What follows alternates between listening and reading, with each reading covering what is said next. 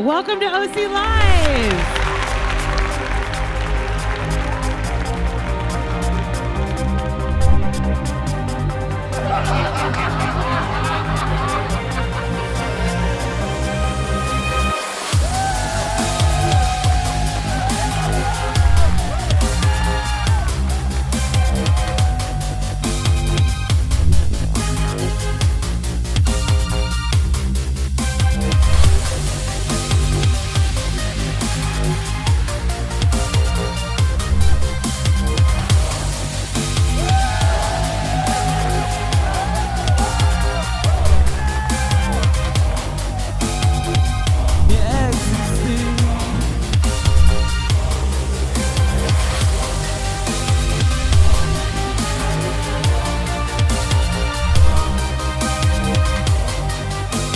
Dreams and goals, they take time to mature.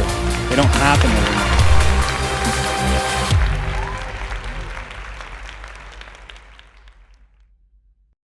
Our sixth and final speaker is Vance Garcia. He's a 28-year-old communications major who suffered a traumatic brain injury. Despite what would appear to be an event that might halt and put the brakes on our plans, he actually used that as motivation to pursue his goals and continue through his education.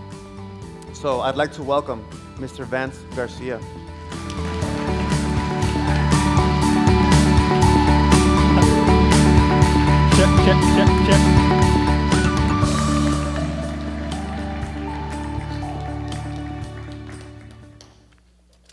Check. See, now normally I'd begin this speech by telling you guys how much of an honor it is for me to be able to stand in front of you today, considering that I spent the majority of the last 4.5 years in a wheelchair, following a car accident that left me in a coma for 3 weeks. It nearly killed me, and with a traumatic brain injury that changed my life forever. Unfortunately, I'm also recovering from a hip replacement surgery, but that's a whole nother story. So let me rewind a little bit. So I have no memory of the night whatsoever of my accident, but what I've been able to piece together is that I had been DJing a show out in Lancaster when I decided to drive home early in the morning, about 2 o'clock in the morning. Now I got about as far as Sylmar out in the valley when I had fallen asleep at the wheel, and I flipped the car, which caused the car to roll, and the roof of the car to come in on my head. So I fractured my neck in a few places, and I severed my carotid artery, which caused a stroke that left me paralyzed on the left half of my body, and I kind of broke my face. I love your face. Thanks, Mom. As long as your mom thinks you're handsome, right? That's all about it. Anyways, needless to say, I'm really lucky to be alive right now, considering that when the ambulance had showed up, they didn't know how long I wasn't breathing, and I had to be resuscitated and brought back to life. They rushed me to the hospital as quick as possible, where I underwent a series of extensive surgeries. I had brain surgery that fused my neck together in a few places. As I mentioned before, I wish they could have fixed my face. Unfortunately, this is the face that I'm left with today. So yeah, needless to say, once I had woken up, it kind of took me a while for the room to stop spinning, and my family convinced me that I hadn't actually fought Floyd Mayweather like I thought I had. I won that fight in my head, by the way. But once reality did kind of settle in, I realized, I had one of two options. I could either A, just give up and accept my disabilities for what they were, or B, I could work my butt off in physical therapy and get back to my 100% self of chasing my dreams and motivation in life. So which choice do you think I chose? Yeah, as soon as I got out of the hospital, I got into therapy right away. And I've been in physical therapy programs everywhere from Goleta all the way down to Irvine.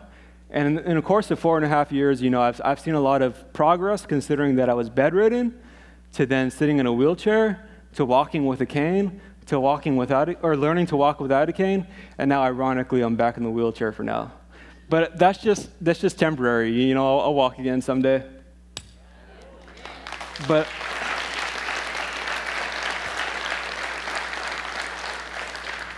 But yeah, as if that wasn't hard enough, as soon as I got home, I also decided to enroll back in college now that I had been given a second chance at life and I kind of had a little sense knocked into me, you know? So, it would have been hard enough without a brain injury, considering that I had been academically dismissed from school back in 2009 with a 0.4 GPA. Yeah, I didn't even know that was possible. That's not a 4.0. I had a 0.4. And now I'm happy to tell you guys I'm getting ready to graduate in May with a 3.2.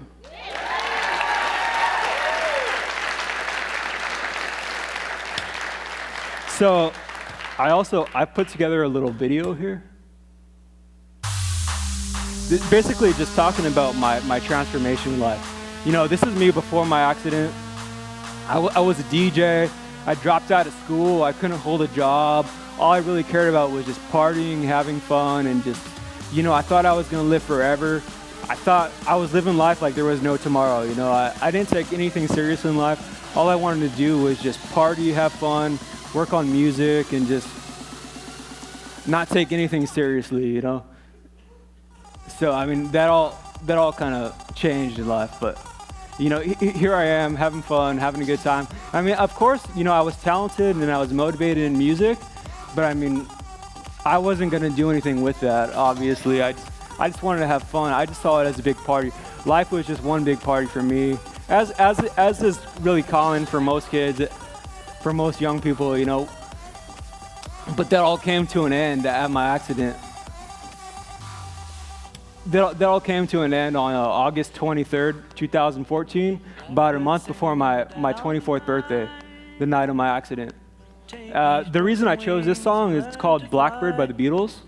A good friend of the family, her name is Alana, she actually sang this song to me when I was in a coma. It talks about, you know, being given really a hard life and a hard obstacles in life and just making it work, just learning to adapt and making it better for yourself. This is me as soon as I woke up out of the coma. I had a mustache. My grandma said it was handsome, so I kept it. That was a breathing tube that I had. I call it my second belly button right here, the day I was reborn. You know, it just kind of put life into consideration for me. You know, it's like when you go your whole life knowing one thing and then you wake up the next second and it's all completely different. You know, it's kind of like somebody your whole world just kind of turned upside down. And I realized, you know, I had to change the life that I was living, and I had to make some changes, and I had to live a different life now that I had been given a second chance. You know, it really put things into perspective for me, and I've been really positive since then, as you can see in this picture. Once it gets that high, I'm not a video editor, so it's really hard. Yeah, I mean, as you can see, I was a lot more positive, a lot more optimistic in life as soon as I had woken up. So this next song I chose because it has kind of a gradual transition. It's like it has a build up just to signify my recovery, and just because I'm going into my rehab program here. Here I am learning how to walk for the first time. I also chose this song because my little sister likes it. She might be out there in the crowd somewhere. See, I mean, here I am learning how to walk for the first time. I'll never forget, this was about a month after Thanksgiving. My mom, she's recording, you can hear her saying, "This is one small step for man, one giant leap for mankind." So, I mean, in a lot of weird ways, I mean, it's like, it kind of forced me to like dig down and find a deep strength within myself that otherwise I probably wouldn't have been able to find if it wasn't for my accident. So even though it was really kind of hard and really kind of, I went through a lot of struggles and problems in life in a lot of weird ways, I'm kind of thankful that it did happen, because I was able to dig deep within myself and find a strength and a willpower that probably I otherwise wouldn't have been able to find. Here I am walking at 75 degrees at the beach, bundled up, hot, cold. Yeah, I mean, you know Oxnard weather. It's cold in the morning, and then the chemtrails kick in, and then it gets hot. Here I am giving a speech in Miss Edwards' class. Whoop whoop.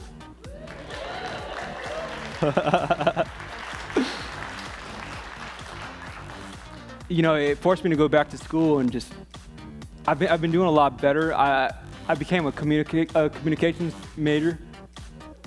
I was a business major at first, but I took a really hard math class, and I was like, nah. I'm changing my major. Here I am in the speech tournament. You're gonna smile. And yeah, anyways, in conclusion, I don't want you guys to think I'm up here bragging or stroking my own confidence in any way. It's just, I like to share my story with you guys in hopes that you guys see my struggles and the way that I've been able to get by in life and say, you know what? If he can do it, I can do it too. Because, I know we all have our own struggles and we all have our own obstacles in life. I mean, that's just inevitable. But you can't look at those obstacles, you can't look at those struggles as roadblocks. You got to look at those as chances to overcome and gain a strength, gain a knowledge, gain a lesson, gain something out of it, So, I mean, like I said, we all have our own struggles, we all have our own roadblocks in life, but you can't look at that like, oh, whatever your dream is, whatever your dream is in life, you can't say, oh, I would totally do this, but I would totally do that, but no, screw all that. You gotta go out there. You gotta be selfish for yourself. You gotta go out there and do something for yourself. You gotta go out there and make it happen. Like you can't just sit on your butt and wait for things to happen. You gotta go out there and make it happen. And I mean, just get over those obstacles. And yeah, thank you.